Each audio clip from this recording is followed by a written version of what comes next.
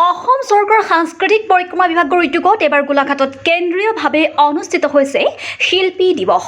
গোলাঘাটৰ সমন্বয় ক্ষেত্ৰত আয়োজিত ৰূপকোঁৱৰ জ্যোতিপ্ৰসাদ আগৰৱালাৰ স্মৃতি দিৱসত ৰাজ্যৰ 5গৰাকী বিশিষ্ট শিল্পীক প্ৰদান কৰিলে ৰাজ্যিক পৰ্যায়ৰ বঁটা। গীতে মাতে মুখৰিত হ'ল গোলাঘাটৰ সমন্বয়ৰ বাকৰি।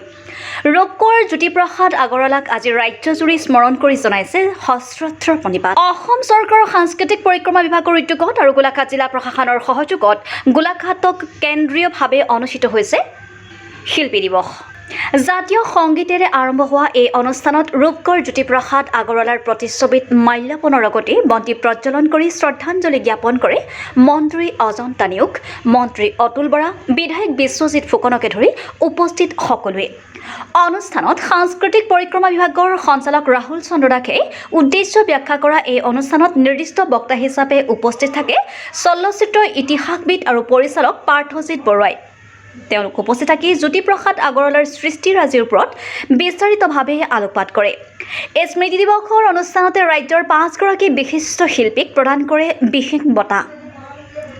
2025 বৰ্ষৰ বাবে অসমৰ জনপ্ৰিয় কণ্ঠশিল্পী ডক্টৰ অনিমা চৌধুৰী আৰু লোকশিল্পী মুকুল ৰাভাক শিল্পী বঁটা প্ৰদান কৰে সাংস্কৃতিক পৰিক্ৰমা বিভাগে।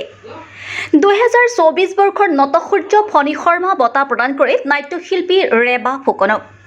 2024 বৰ্ষৰ সাহিত্যাচাৰ্য অতুল চন্দ্ৰ হাজৰিকা বঁটা প্ৰদান কৰে নাট্যশিল্পী হীৰা নেওগ আৰু 2024 বৰ্ষৰ ভীমবৰ দেউৰী বঁটা প্ৰদান কৰে বিশিষ্ট সমাজকৰ্মী জলেশ্বৰ ব্ৰহ্মক। বঁটা গ্ৰহণ কৰি এইদৰে মনৰ ভাৱ প্ৰকাশ কৰি বিশিষ্ট শিল্পী অনিমা চৌধুৰীয়ে জ্যোতি সংগীতেৰে স্মৰণ কৰে। অসম চৰকাৰে মোক প্ৰদান কৰাৰ কাৰণে মই অত্যন্ত সুখী হৈছোঁ আৰু অসম চৰকাৰক মই আন্তৰিক ধন্যবাদ জনাইছোঁ। মাননীয় মুখ্যমন্ত্ৰী ডাঙৰীয়াক লগতে সাংস্কৃতিক পৰিক্ৰমা বিভাগৰ মন্ত্ৰী ডাঙৰীয়াক আন্তৰিক ধন্যবাদ জনাইছোঁ আৰু অসমৰ ৰাইজকো জনাইছোঁ যে তেখেতসকলে মোৰ গীত শুনি মোক স্বীকৃতি প্ৰদান কৰাৰ কাৰণেই হয়তো মই ইমান বছৰ গীত গাই থাকিলোঁ। আজি চৰকাৰে মোক তাৰ বাবে সন্মানিত কৰিছে আৰু মই বিশ্বাস কৰোঁ এটি বঁটাই মানুহক প্ৰেৰণা যোগায়, মানুহক স্বীকৃতি দিয়ে আৰু লগতে দিয়ে দায়িত্ববোধৰ গুৰু দায়িত্ব। আজি সেই গুৰু দায়িত্ব যেন মোৰ ওপৰত অৰ্পণ কৰিলে অসম চৰকাৰে। মই যিমান দিনলৈকে পাৰোঁ গীত গাবলৈ চেষ্টা কৰি যাম আৰু পুনৰ মই ধন্যবাদ জনাইছোঁ। ইফালে ৰাজ্য চৰকাৰে ঘোষণা কৰা শিল্পী পেঞ্চন প্ৰদান কৰে গোলাঘাটৰ 11গৰাকীক আৰু বাৰ্ষিক শিল্পী পেঞ্চন প্ৰদান কৰে কেইজনমান বিশিষ্ট শিল্পীক।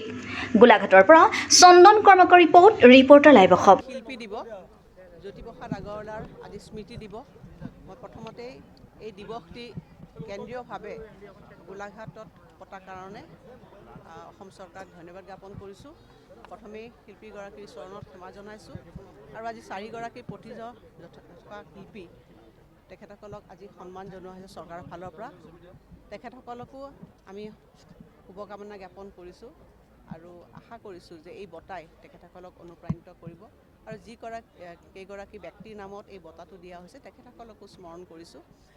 আজিৰ দিনটো হৈছে শিল্পীসকলক স্মৰণ কৰা, জ্যোতিপ্ৰসাদক স্মৰণ কৰা।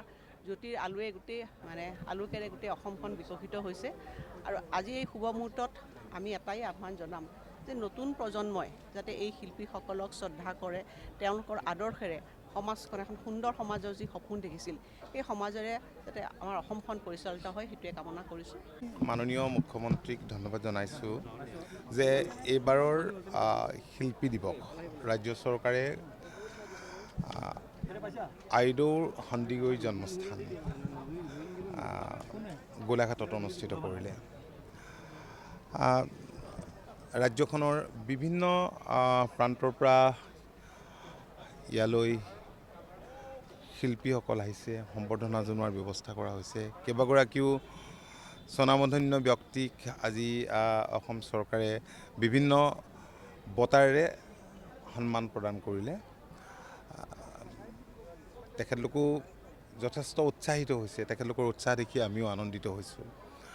আপোনালোকে জানে যে মাননীয় মুখ্যমন্ত্ৰী ডক্টৰ হিমন্ত বিশ্ব শৰ্মা ডাঙৰীয়াই দায়িত্ব লোৱাৰ পিছত ৰাজ্যখনক সকলো ক্ষেত্ৰতে আগবঢ়াই লৈ যাবলৈ বহুতখিনি প্ৰচেষ্টা হাতত লৈছে, পৰিকল্পনা কৰিছে আৰু সেই পৰিকল্পনাবোৰ প্ৰায়খিনি সাকাৰ ৰূপ পাইছে। Reporter live Assam.